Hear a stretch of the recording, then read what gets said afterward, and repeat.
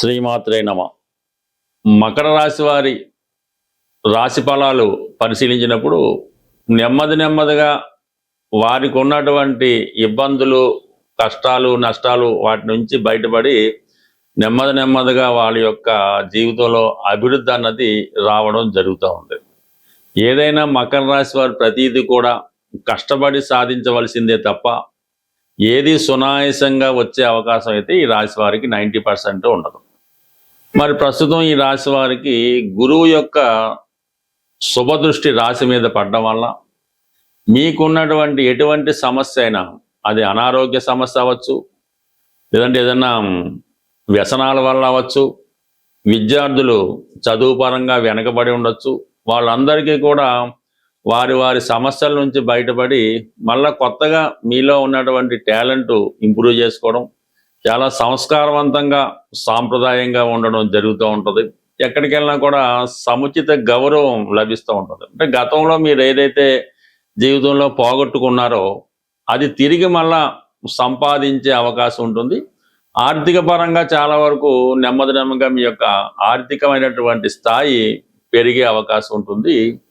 అలాగే శుక్రగ్రహం, శుక్రుడు మీకు ప్రస్తుతం పంచమ స్థానాధిపతిగా, యోగకారకుడుగా సప్తమ స్థాన సంచారం వల్ల వివాహపరంగా మీరు ఎంతో కాలంగా ఈ అబ్బాయిని వివాహం చేసుకుంటే బాగుంటుంది, లేదంటే ఈ అమ్మాయిని వివాహం చేసుకుంటుంది అనుకున్నటువంటి మీ మనసులో ఉన్నటువంటి కోరిక నెరవేరే అవకాశం ఉంటుంది.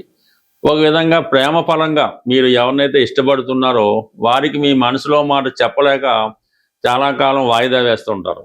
ఇది కరెక్ట్ అయినటువంటి సమయం.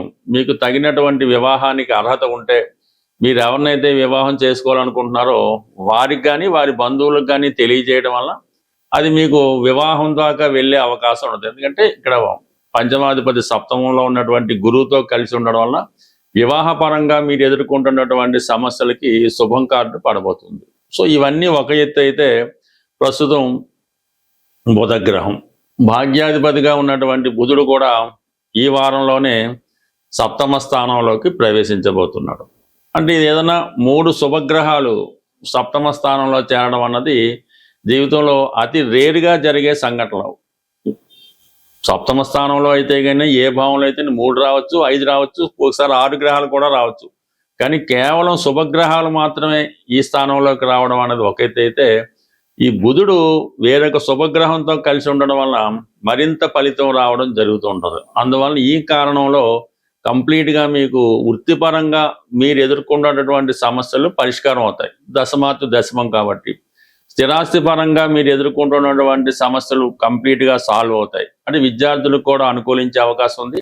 మీరు వైద్య వృత్తిలో ప్రవేశించాలన్నా, మరి ఏదన్నా పై కోర్సులో ప్రవేశించాలన్నా, పిహెచ్డి లాంటి డాక్టరేట్ చేయాలన్నా కూడా ఇది కంప్లీట్గా మీకు సహకరిస్తుంది గురువు యొక్క అనుగ్రహంతో. ఇవన్నీ ఒక ఎత్తు అయితే, వివాహపరంగా మీరు మరి ప్రేమ వివాహానికి అనుకూలత ఉంది, పెద్దలు కూర్చే వివాహానికి అనుకూలం ఉంది. మరి ఇంత ఒక ముందడుగు వేస్తే మీరు కొత్తగా ఎఫ్ఐఆర్ పెట్టుకోవడానికి, అంటే మీ జీవితంలో ఆల్రెడీ వివాహం అయి ఉన్న, రెండవ వివాహం కొరకు ఎదురు చూస్తున్నా, వివాహపరంగా మీరు ఇంకొక జీవిత భాగస్వామిని మీ జీవితంలోకి ఆహ్వానించాలన్నా ఇది ఒక అనుకూలమైనటువంటి సమయం. అయితే ఇది చాలా ఫెయిర్గానే ఉంటుంది తప్ప ఇందులో ఏ విధమైన అనాచారం కానీ, ఇంకొక ఇబ్బంది కానీ, మోసంతో కూడుకున్నది కానీ, అక్రమ సంబంధం లాంటిది అయితే కాదు.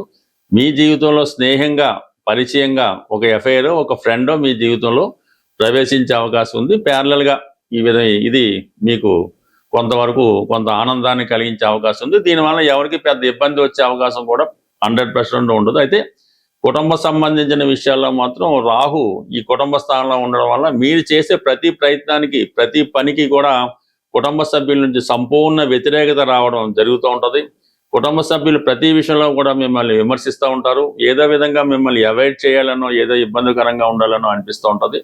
అలాగే మీ కుటుంబ విషయాల్లో ఇతరుల యొక్క పెత్తనం మీకు చాలా ఇబ్బంది కలిగిస్తూ ఉంటుంది. మీరు బయట ఎంతో సాధించవచ్చు, ఎన్నో విజయాలు సాధించు, కానీ ఈ కుటుంబ విషయాల్లో మీరు ఎక్కువగా ఫెయిల్ అవుతూ ఉంటారు. కుటుంబ విషయాల్ని, కుటుంబ సభ్యుల్ని మీరు ఏమీ అనలేక చాలా సందర్భాల్లో వాళ్ళతో రాజీ పడడం జరుగుతుంది. అలాగే మీ కుటుంబ గౌరవానికి కూడా అప్రతిష్ట కలిగే విధంగా మీ కుటుంబ సభ్యులు సహకరించే ప్రయత్నం చేసే అవకాశం ఉంటుంది. కాబట్టి వాళ్ళని కొంతవరకు కంట్రోల్లో పెట్టడం అన్నది చాలా మంచి విషయం.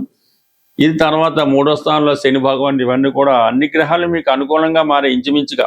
ఓన్లీ ఈ కుటుంబ విషయాల్లో అనుకూలత లేకపోవడం వల్ల ఆర్థిక విషయాల్లో చాలా ఇబ్బందులు పడుతూ ఉంటారు. ఎంత ఎంత ధనం మీరు కుటుంబాని కోసం వెచ్చించినా వారు సంతృప్తి పడకుండా అధిక ధన వ్యయం చేయడం, మిమ్మల్ని ఇంకా చిన్నబుచ్చే ప్రయత్నంలో చాలా వరకు ఇబ్బంది పెడుతుంటారు. కాబట్టి ముందు ఈ మకర రాశి వారు తన యొక్క కుటుంబాన్ని కంట్రోల్ చేసుకుంటే ఆటోమేటిక్గా మిగతా అన్ని విషయాల్లో కూడా మీకు మరింత సక్సెస్ వచ్చే అవకాశం ఉంటుంది. మరి ప్రస్తుతం గోచార రీత్యా సమస్యలు ఎదుర్కొంటున్నవారు, అంటే ఏదైనా ప్రతి సమస్యకి కూడా శని భగవానుడు ఒక్కడే కారణం అవడం, అలాగే అదృష్టాన్ని ఇవ్వడానికి గురుగ్రహం ఒకటే కారణం కాదు.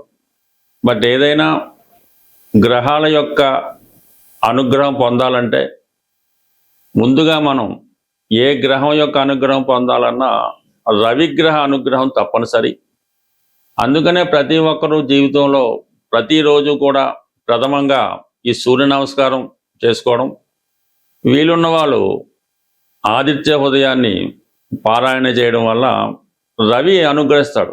రవి అనుగ్రహించినప్పుడు అటు ప్రభుత్వం సహకరిస్తుంది, పెద్దవారు సహకరిస్తారు, మెయిన్గా ఆరోగ్యం కూడా అనుకూలించే అవకాశం ఉంటుంది. కాబట్టి ఇందులో స్త్రీ పురుషులన్న భేదం లేదు, ఇద్దరు కూడా సూర్య భగవాను ఆరాధించడం వల్ల మీలో కాన్ఫిడెన్స్ పెరుగుతూ ఉంటుంది. అయితే మనం ఏ పని చేయాలన్నా కూడా శని యొక్క అనుగ్రహం కూడా తప్పనిసరిగా ఉండాలి. అటువంటి శనిగ్రహ అనుగ్రహం సులభంగా పొందాలనుకున్న వాళ్ళకి ఈ వారం చివరిలో శనివారం రోజు అంటే 27వ తారీఖున శని త్రయోదశి రాబోతుంది. ఆ శని త్రయోదశి నాడు విధి విధానంగా మీరు శివాలయంలో ఉన్నటువంటి నవగ్రహాలైనా, ఇండిపెండెంట్గా ఉన్న నవగ్రహాల్లో అయినా ఆ రోజు విధి విధానంగా శని భగవానునికి అభిషేకం లాంటిది చేయించవలసి ఉంటుంది. అది స్వతంత్రంగా కాకుండా అక్కడ ఉన్నటువంటి పురోహితుల ద్వారా, ఆ గుడి యొక్క పద్ధతి ద్వారా 1 by 1 అంటే ఒకరి తర్వాత ఒకరు ఆరాధించుకోవాల్సి ఉంటుంది. ఇప్పుడు సాధారణంగా ఏం చేస్తారంటే ఒకరు ఏదో పువ్వులు పెట్టి పూజ చేస్తుంటాడు, ఒకడేమో నువ్వులు వేస్తుంటాడు, ఇంకోటి వచ్చి ఆయిల్ వేస్తుంటాడు. ఇలాగా అది శనికి చాలా డిస్టర్బ్ అవుతూ ఉంటుంది. అది క్రమశిక్షణ లేకపోవడం అన్నది శని భగవానికి చాలా ఇబ్బంది కలిగే విషయం. కాబట్టి ఏ సమయంలో అయితే మనకి ఎప్పుడైతే శనివారం శనిహోర ప్రారంభమైందో అది 1 by 1 శనికి డిస్టర్బ్ లేకుండా క్రమశిక్షణతో ఈ అభిషేకం చేసుకోవడం.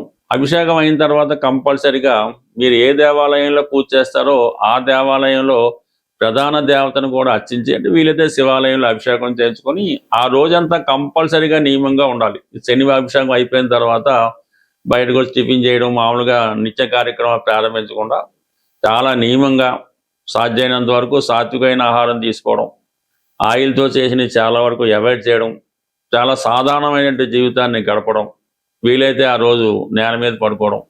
మర్నాడు ఆదివారం కాబట్టి 90% ఆదివారం కూడా ఆ నియమాన్ని మీరు పాటించవలసి ఉంటుంది. అంటే ఏదైనా ఈ 2 రోజులు కూడా సంపూర్ణంగా మీరు చాలా సింపుల్ లైఫ్ అనుభవించడం వల్ల ఆటోమేటిక్గా శని భగవానుడి యొక్క అనుగ్రహానికి సులభంగా పొందడం జరుగుతుంటుంది. మామూలులో చేసుకోవచ్చు. ఈ ప్రత్యేక పర్వదినాల్లో చేసుకున్నప్పుడు ఆ ఫలితం మరింత అధికమైనటువంటి ఫలితాన్ని ఇవ్వడం జరుగుతుంటుంది. కాబట్టి కంపల్సరిగా మరి ఈ వారంలో వచ్చే శని త్రయోదశి, ఆ మన్నాడు వచ్చే ఆదివారం 2 రోజులు చేసుకోవడం వల్ల కంప్లీట్గా మీరు అటు సూర్య భగవానుడి అనుగ్రహం, శని భగవానుడి అనుగ్రహం లభించి మీ జీవితంలో ఉన్నటువంటి చిన్న చిన్న సమస్యలకి చాలా సులభంగా పరిష్కారం లభిస్తుంది. స్వస్తి.